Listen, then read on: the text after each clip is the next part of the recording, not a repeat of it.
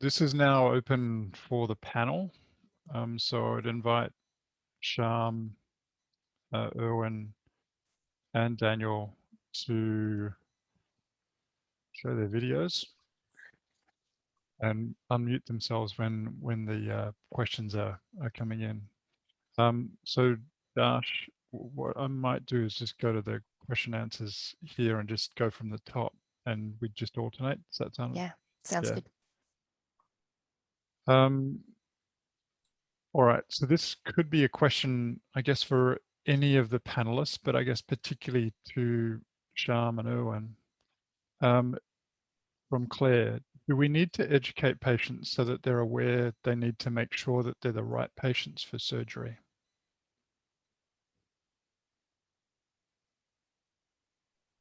I'm happy to answer. The obvious answer is yes. That's part of the whole process of obtaining informed consent from patients, is ensuring that it's just clinical practice. So I think people do this intuitively. And the good clinician would offer the patients the full range of options that are appropriate for their condition. It's when clinicians get rushed or they are more focused on other incentives rather than clinical outcome that potentially patients get guided down a path which may not be the most ideal or most appropriate, if you know what I mean. If something can be treated medically, for example, and the surgeon says, yeah, actually I can fix this through surgery or whatever else. So I would say giving patients the right health literacy to be able to question the treating clinician and do their own research and teaching them how to actually filter health information, because what you don't want is patients to just randomly go to Google and read up on and start track down wrong paths, look at, going down alternative treatments that may not be evidence-based. So you don't want that either. But it's giving them the education overall. And the problem that we have in society is that there's no training that's offered. I mean, you don't learn this in school. You don't learn this in university. No one actually offers any training packages that does this. So in a way, it's up to us as the profession to upskill our patients and give them the tools to have critical thinking and to be able to assess information. Yeah, no, that's great. And Sham, it might be me flipping the question around and saying, how do we make people aware that they're not the right people for surgery? And this might be the next phase where you'll bring that into the model that you're creating. How do we get people to be more aware that they're not the right people? Who should be responsible for that in terms of telling them that they're not the right people? And how do we translate that in a way that they're not dissuaded from care completely?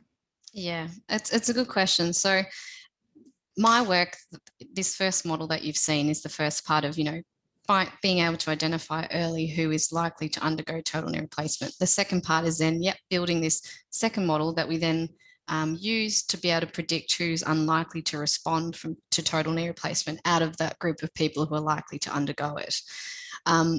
From my piece of the work that I'm doing, it's very much building a model that sits in an electronic health record that works in the background, that automatically draws data from the record and actually comes up with a pop-up box for the general practitioner that says this patient is likely to undergo total knee replacement in the future. And let's say, for example, they're unlikely to respond well to the surgery.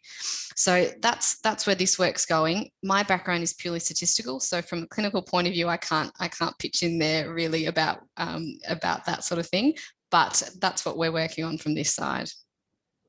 Thanks, Sham. Dash?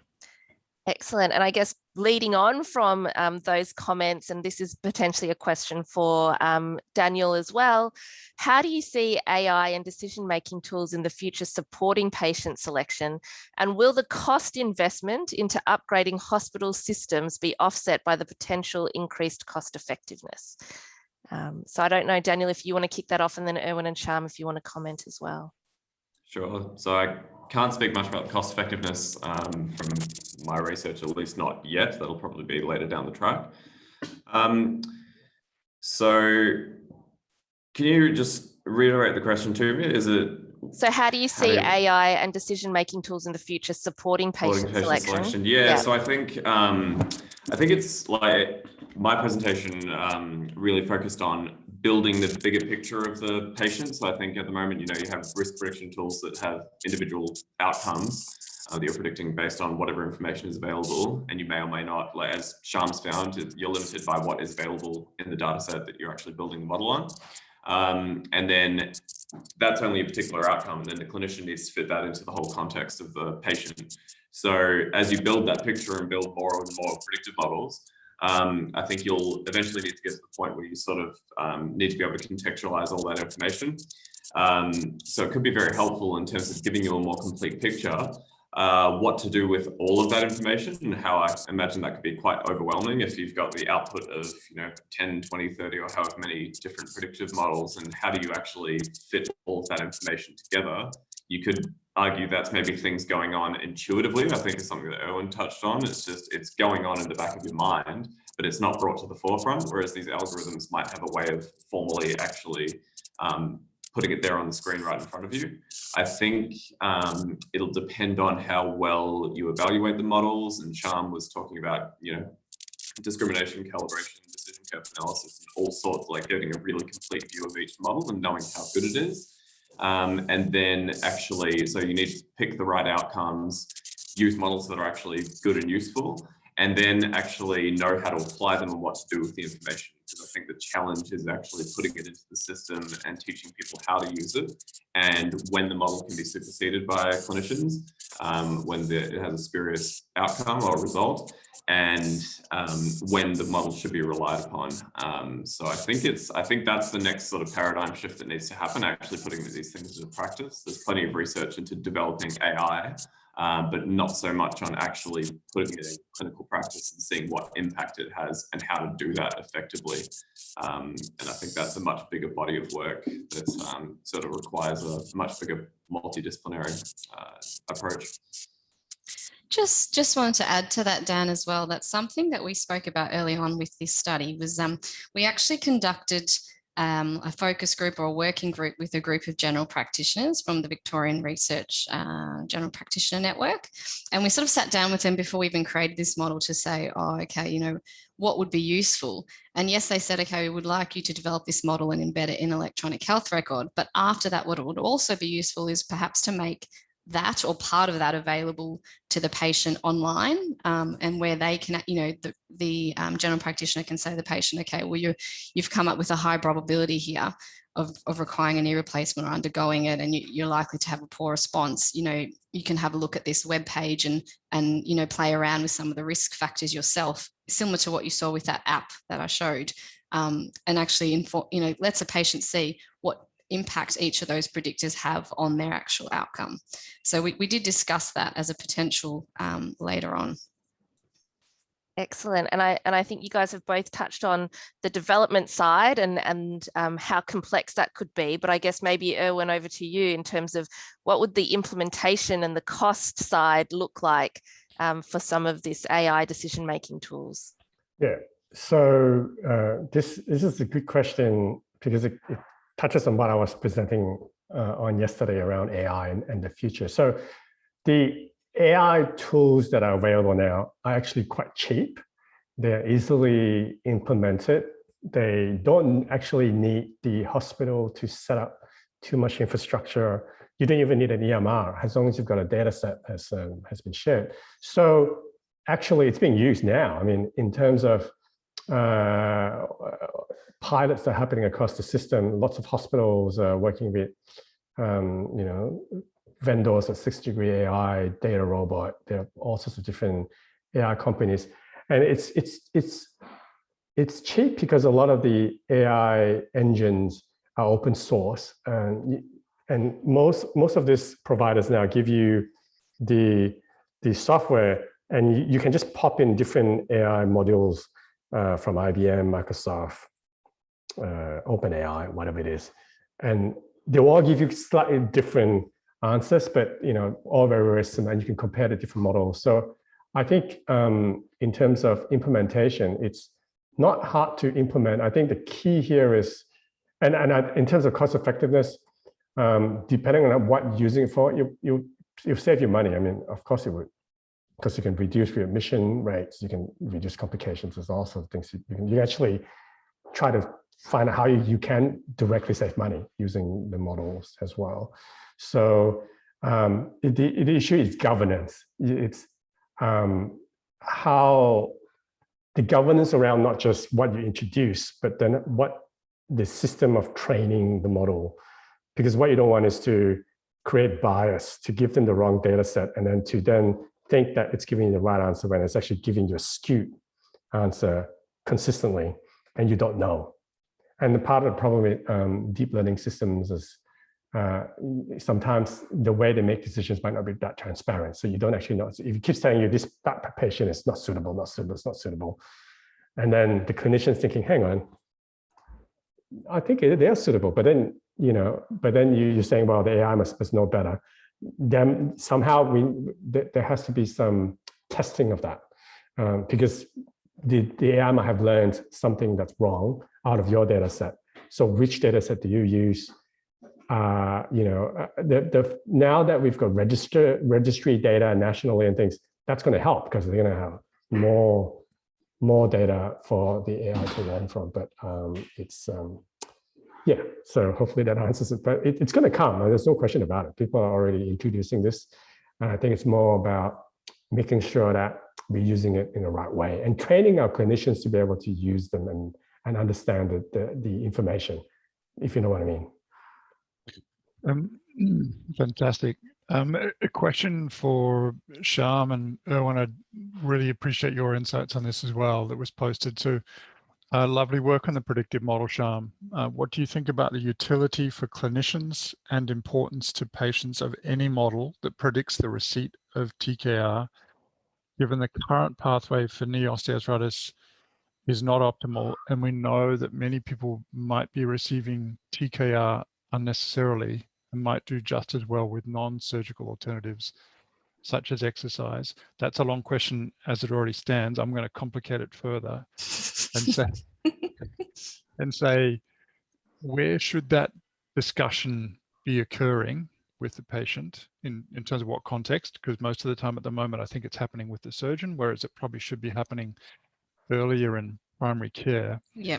And are we oversimplifying that discussion so for example, we've looked at your model, but it doesn't take into account for that decision support analysis issues around costs, around harms, around other alternatives to care.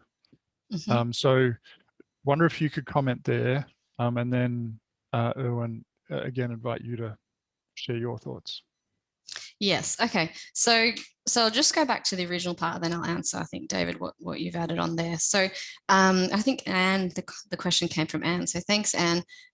Two parts to this, and I guess we've talked about this a bit before. So the first part of the model, I guess, is predicting total knee replacement 5 years in advance with the, the hope that we can, by doing that, we're able to identify this subset of people early and then offering them other alternatives, such as, like you said, exercise management programs, weight loss management programs, and then tailoring that. So, optimizing it specific to the patient so that possibly you get some good outcomes from that. So in other words, I guess, you get good time to do that and to implement it properly.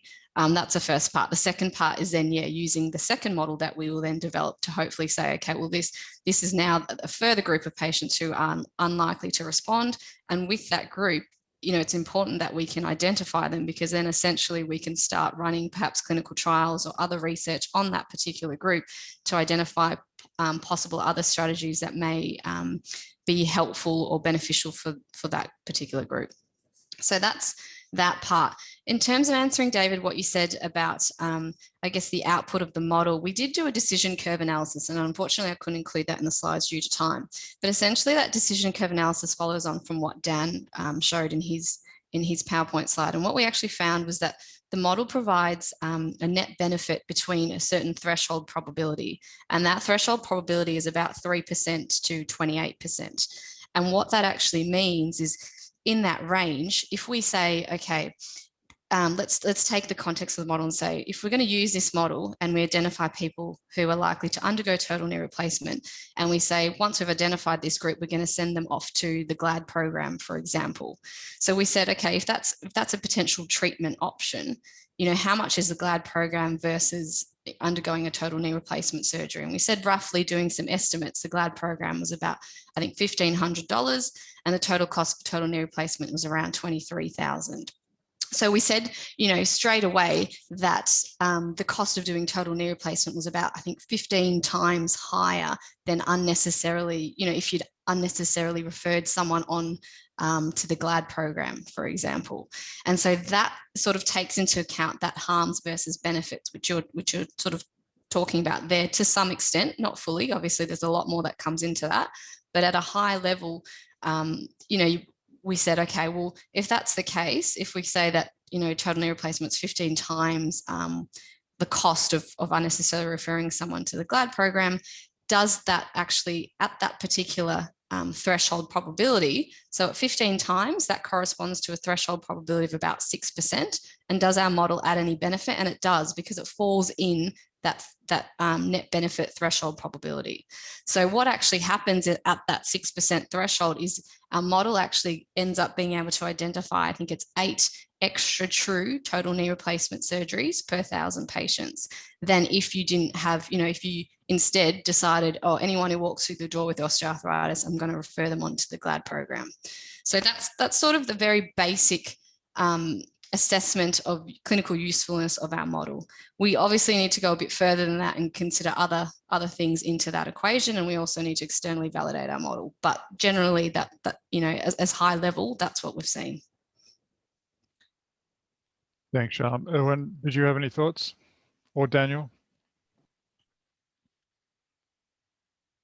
I mean, I can make some general comments. So not specifically around TKR, but just in general, I think the whole idea of over time, as we gain more knowledge and do more research, and we discover that there are alternatives to certain procedures, that this is not unique to orthopedics, not unique to procedures that we've discussed.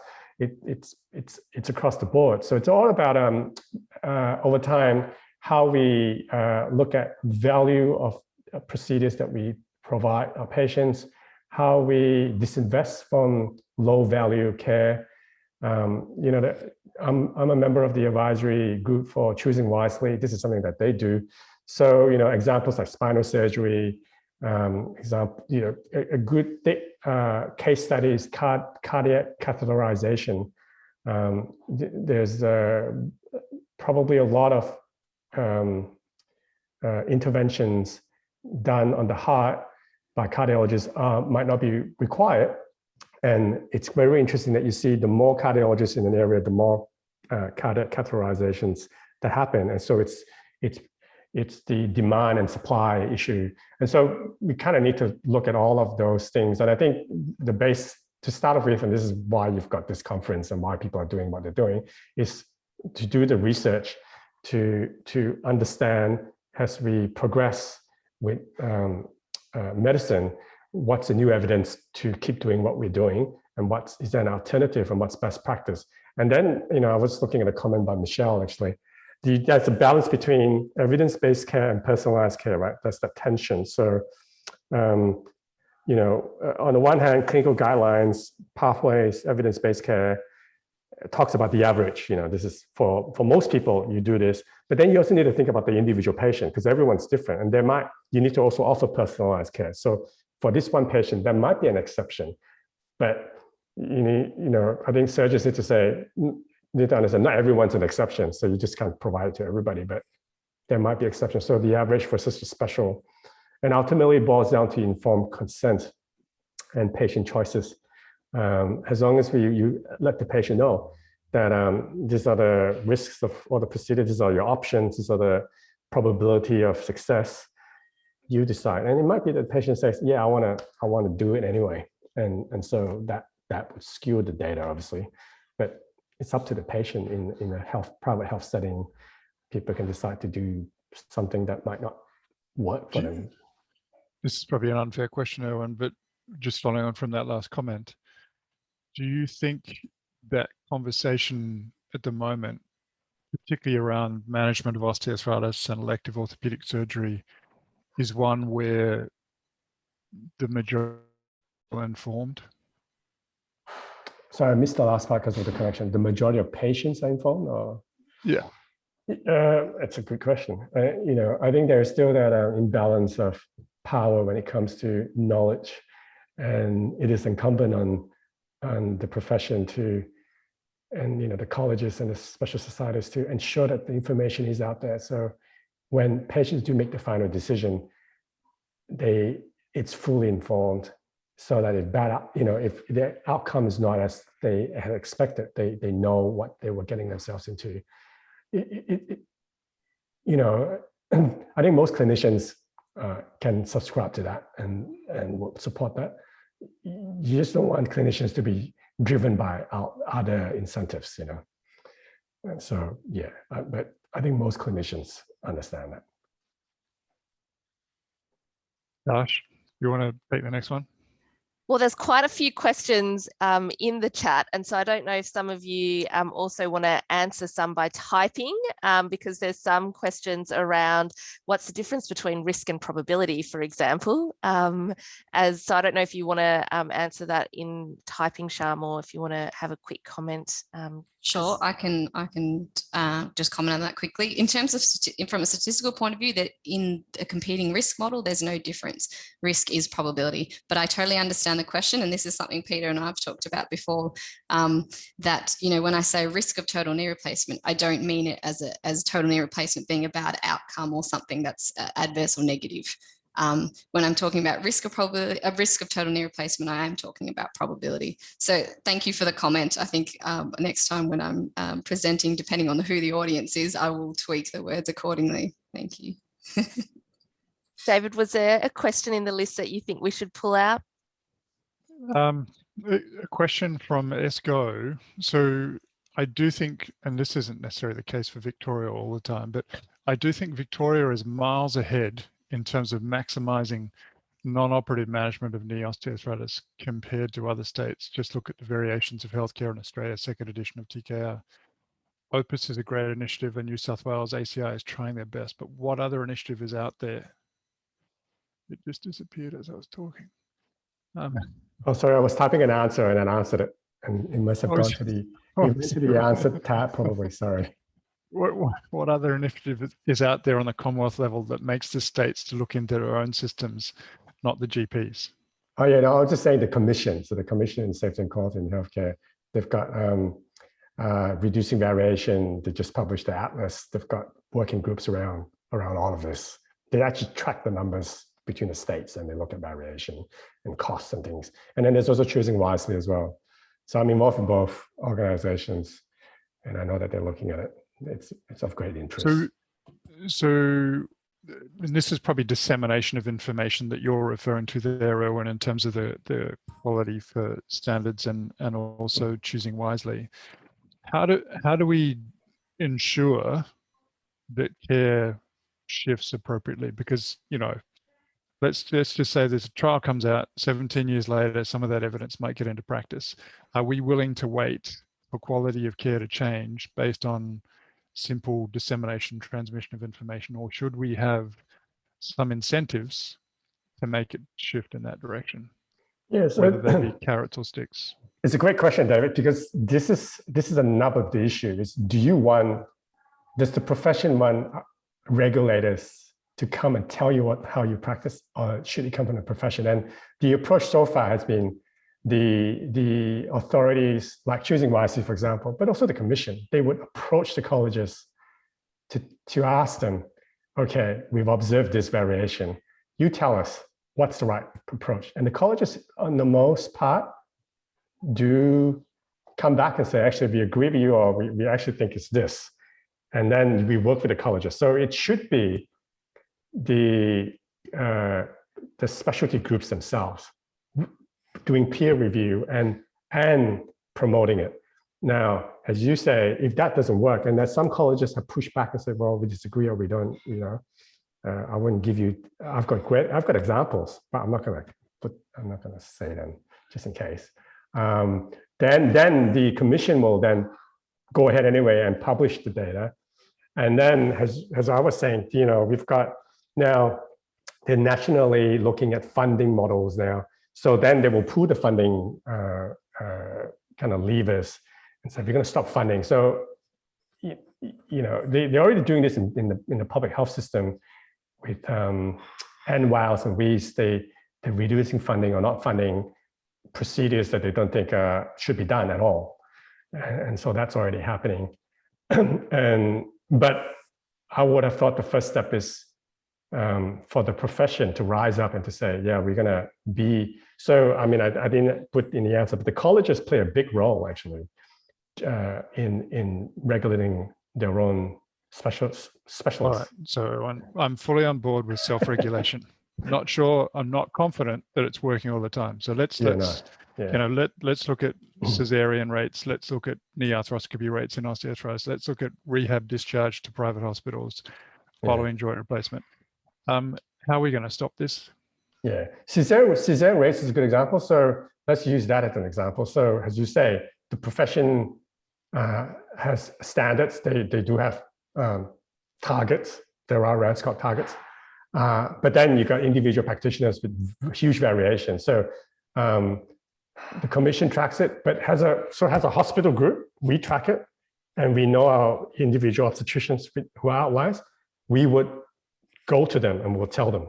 So the cesarean rate is actually discussed at the group level, board level, and it's fed back to the obstetric groups in the different private hospitals, and they know it. And we see it change over time. So we benchmark them. We say, out in this regional area, you have a high cesarean rate. You are an outlier among outliers. In regional areas, it's already high. It's higher than normal for all sorts of reasons. But we have there's no, I suppose, if you're looking for a central kind of regulator that says, okay, there's no such thing. I mean, not sure that it should be like that. But at multiple levels, it gets tracked. So we're not down to the level of inappropriate reconstruction of joints and things, because we be guided by the evidence that comes out. So I don't know if that answers the question, but to your satisfaction. But yeah. But if the profession doesn't do this, the insurance companies will come in and do it. I mean, then this is why managed care exists, because they don't believe that doctors are regulating themselves properly. So we're going to tell them how to do it. Yeah, and then you get this tension, isn't it? Gosh, I think we're at time. Yeah, we are. I'd really like to thank Dash for the opportunity to co-chair, Sham, Daniel, and Erwin for the privilege to hear you speak. For the people who've written in questions and for the opportunity to share today. And Dash, I'll let you say your final closing words. And so there were quite a few questions we didn't get to, but I've been informed that this is going through the Hoover app. And so look out for the questions there. But again, thank you so much. And I think our MCs have appeared, so I'm not sure if they need to say something to wrap up. Perfect. Thanks, Dash, and thanks, David, for leading the session, and thanks to all our panelists as well. We've actually come up to our first break for the day. So while you're grabbing tea or coffee, feel free to go